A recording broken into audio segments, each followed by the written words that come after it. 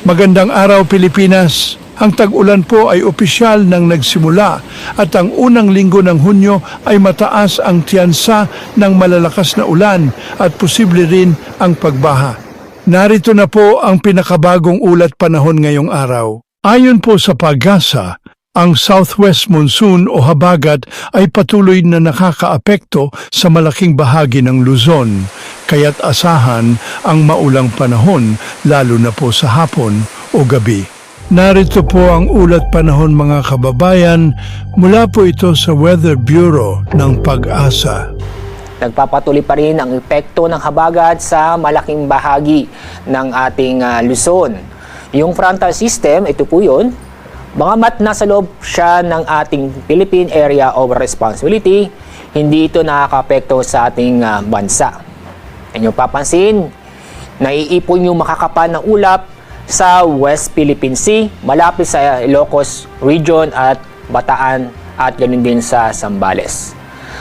Kasalukuyan, January fair weather po tayo sa Visayas at Mindanao at meron kami na monitor na isolated na mga pag-ulan dulot ng thunderstorm sa Central Visayas at ganoon din sa Negros Islands Region. Dahil sa habagat o southwest monsoon, minaasahan pa rin tayong moderate to heavy rains sa susunod na 24 oras, kung saan maaaring magdulot ng pagbaha o pagguho ng lupa. Ang mga lugar na makakaranas nito ay sa Ilocos Region, Batanes, Babuyan Islands, kasama rin ang Bataan at Zambales.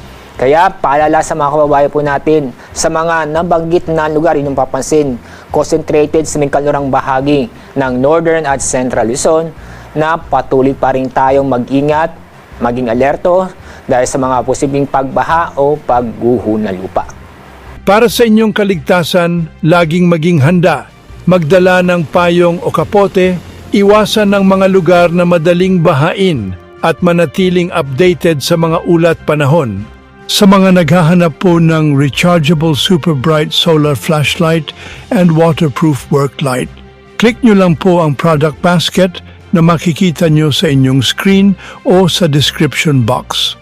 Para sa mas mabilis na updates, huwag kalimutang i-like, i-share at mag-subscribe sa channel na ito.